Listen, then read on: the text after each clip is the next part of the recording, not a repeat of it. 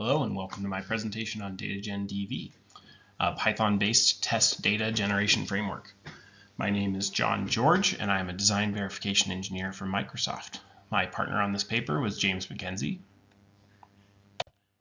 For this presentation, I'm going to discuss my framework for generating test data using Python.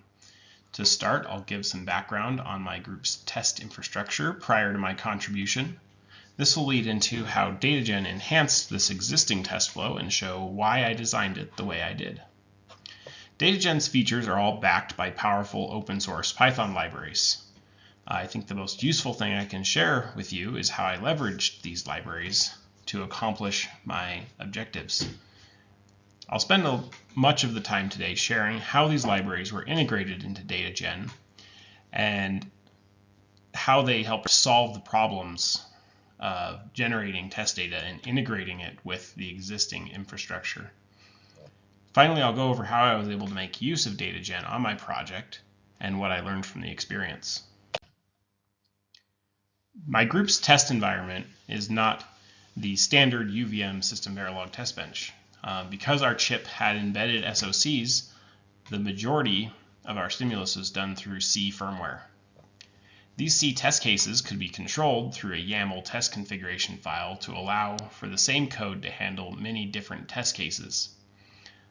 These test cases were used in both pre-silicon simulation and emulation, as well as validation after the silicon came back. This approach worked well for directed test cases, but we would hit a wall when we tried to create more complex stimulus scenarios, such as randomized test cases. If the test data was generated in the embedded C environment, then we would waste countless simulator clock cycles. On the other hand, YAML is not a very useful language for data generation by itself. Previous projects, test writers would get around this issue by using Ruby or some other scripting language as a pre-processing step to generate their test data. But many of these attempts were all project specific and it would kind of get recreated on the next project. So Datagen was an attempt to kind of solve this problem for all of our projects going forward.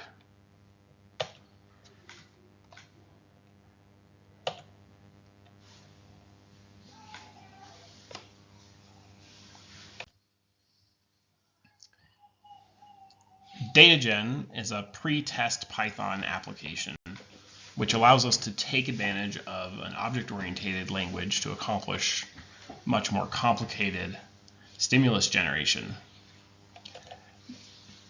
To keep Datagen's interface consistent with legacy tests, it's also controlled with the same format of YAML file. And this keeps Datagen familiar to those coming from our other test cases within our group.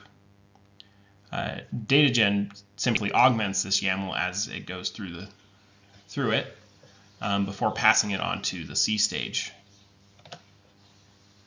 The raw test data that Datagen generates can be written out as a binary file formatted in a C memory layout, and I'll talk more about what that means later.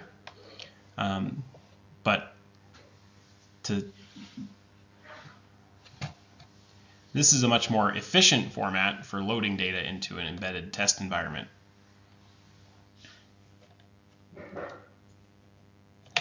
Finally, Datagen also supports constrained randomization, allowing us to create more complex stimulus generation and also leverage our block UVM constraints.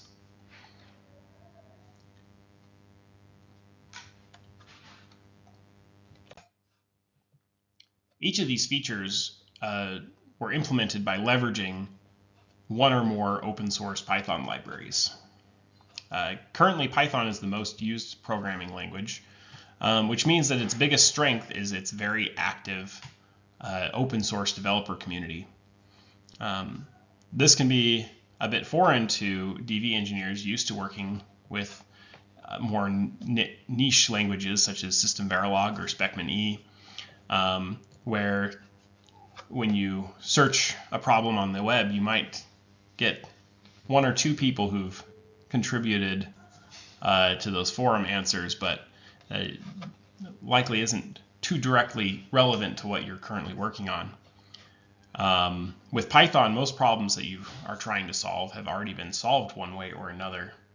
And if you're lucky, then there's also an open source library dedicated to that problem, which you can quickly install with Python's package manager. Datagen is sort of a Frankenstein of all these different libraries, which it integrates together into a single framework for the task of generating stimulus.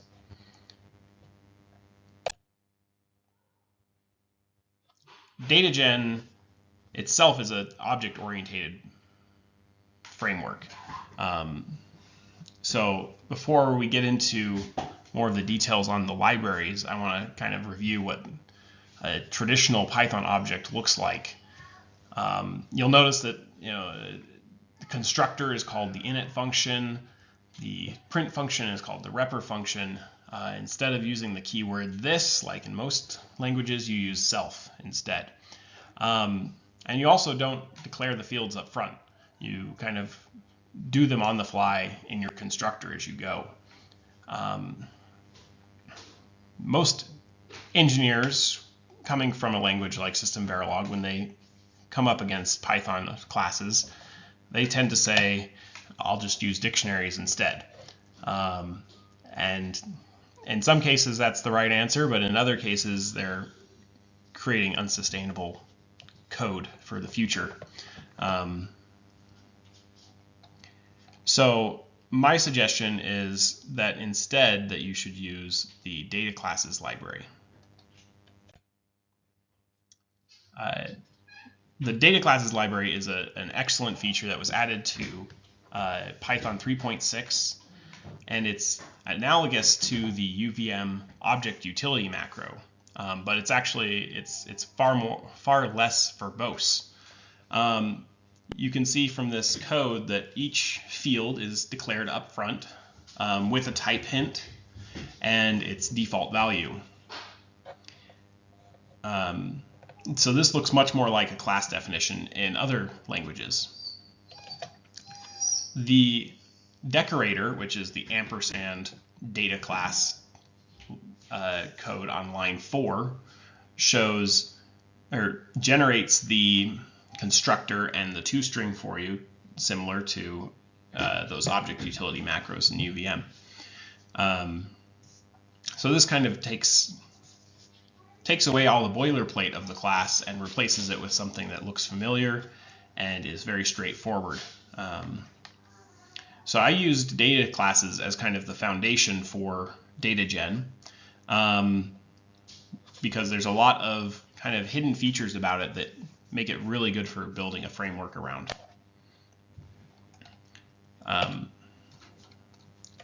So Datagen additionally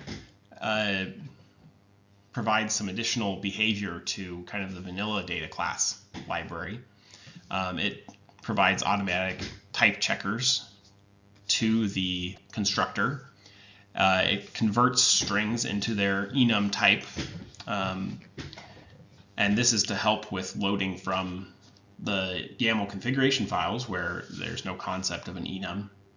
And it also helps kind of avoid certain pitfalls that those coming to Python for the first time might not know, such as mutable default types.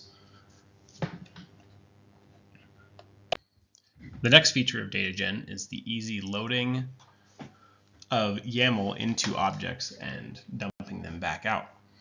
I highly recommend using objects for loading configuration files because it acts as a sort of pseudo documentation which stays up to date with changes. It also protects the user from typos and other invalid inputs. Data classes uses a library called ruaml.yaml to automate this behavior. The first change that you can see from this example is that we're using a different base class. This base class contains everything that's needed to dump and load YAML directly into this class. Since Datagen uses YAML as both an input and an output of the script, users can specify whether or not they want a particular field to be included or excluded for either of those directions. You can see that as part of the field definition. In means that the data is only loaded into Datagen. Out means that it is only dumped out. And in-out means that it's passed through with some possible modifications. The next feature of Datagen is its utility functions to convert classes and data into their C counterparts. In this case, we leveraged the C types library. Those familiar with Python know that its typing is much less precise than C. By replacing our Python type hints with the C types library's types, we can match our C environment more exactly. So you can see here that I've replaced the integer types with the uint32 types from the C types library. These types are leveraged by Datagen to do two useful things. The first is taking a class definition and converting it into a C struct. Automating this conversion means that we don't have to maintain both a Python copy and a C copy of every class. We can just use the Python copy as the master. The second function takes an object populated with test data and converts it to a binary file. This binary file's format matches the layout of the C compiler. Because the data of the binary file matches the C compiler's memory layout of the corresponding struct, loading the data into our C test is very straightforward and efficient. First, we declare a pointer and allocate memory for it. Then we open the binary file and read the data from that file into the memory that was allocated. Now the data is fully accessible through the struct without needing any additional parsing. Finally, Datagen also supports constrained randomization through the open source library PyVSC. PyVSC is a library that aims to implement the same constraint feature set and API of System Verilog.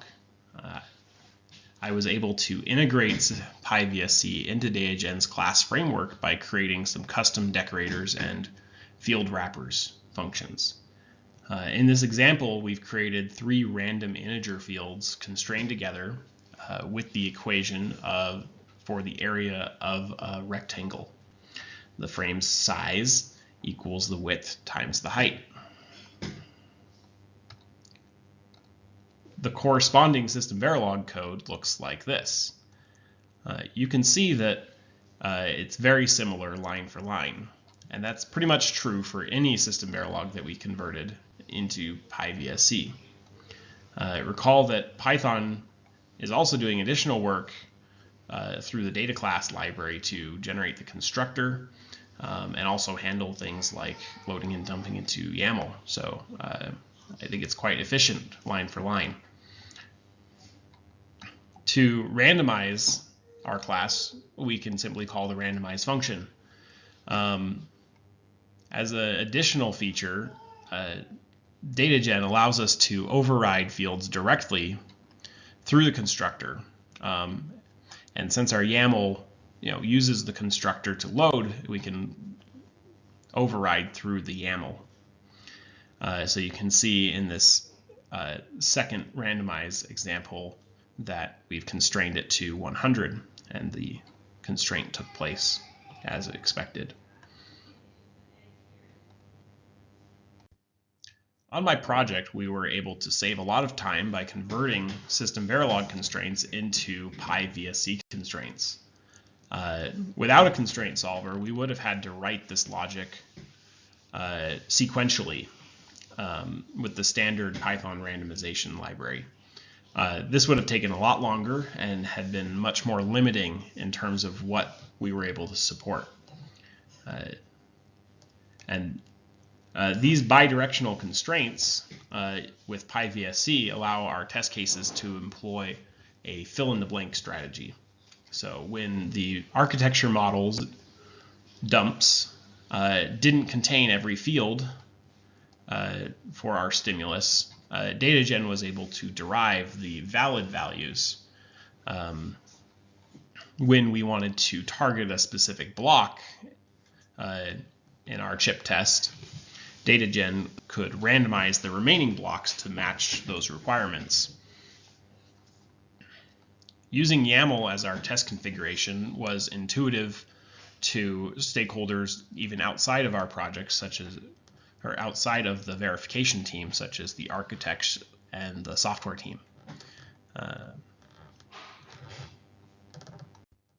Datagen's success on our project was largely due to the initial time I was able to spend planning and designing our strategy at the beginning of our project. There was an emphasis from our verification lead to learn from the past projects and design something which would live beyond the current one. I think this approach not only saved time on the future projects, but also on the current one. Secondly, we've learned that Python is very easy to train other engineers on. I've personally ramped up engineers on System Verilog, SpecMinE, and C over my career, and Python seems to have the quickest path to productivity, in my opinion. Now, as far as some challenges that we hit, for those of you that want to go out and try what I've shown today, I want to kind of bring up two caveats to these libraries. The C-types library doesn't support tightly packed structs. It expects things to be at least byte-aligned. So in some cases, we had to write custom binary generation functions to work around this when we didn't control the struct definitions ourselves. So my advice here is to make sure you prototype and check your assumptions when trying to do this sort of binary file loading strategy. Secondly, PyVSC constraints can also require some fine-tuning to get good distributions. PyVSC has improved a lot since I first started using it, and part of that is because we were able to analyze randomization results and give feedback to the author. So my suggestion is to make good use of Python's data analysis libraries. Here is an example of how you could do that. This function takes any Datagen class and randomizes it 10,000 times, and then plots a histogram of the distribution of each of the fields of the object. So for our same rectangle example of size, width, and height, we're able to see the corresponding distribution of that relationship. Using this method, we were able to identify distribution anomalies, report them to PyVSC's developer, and saw that the distributions improved quite a bit. So my main point here is that Python gives you a lot of great tooling to make use of something new like PyVSC. What's next? If you are interested in seeing more on Datagen or want to dig into its source code, then please take a look at its GitHub repo. I have Jupyter notebooks on there that you can run and experiment with. As well, there's a number of possible enhancements for Datagen. First is supporting the parsing and leveraging of existing C definitions. I have some code kicking around that I can do this with, but it still needs some refining and integration into the full Datagen flow. Next, I'd like to have automated conversion of System Verilog constraints into PyVSC constraints. so that they stay in sync. When the block team makes changes to their constraints, then I also see those changes in my test cases. For this to work, we would need to find a decent abstract syntax tree parser for system Verilog, since the constraint syntax can be a little tricky to simply parse manually. Since not everybody uses YAML in their infrastructure, I'd also like to see support, for XML or JSON. This would essentially be up to a user of Datagen to help support whatever infrastructure that they need. And finally, I'd love to see additional constraint solvers in the Python world. I think PyVSE is an excellent start, but the system Verilog constraint solvers have had many years of time and development hours on them. So as more options open up with Python becoming more popular, I'd like to continue to evaluate those and integrate them into Datagen. And at this point, then I would take your questions. Thank you for listening to my presentation.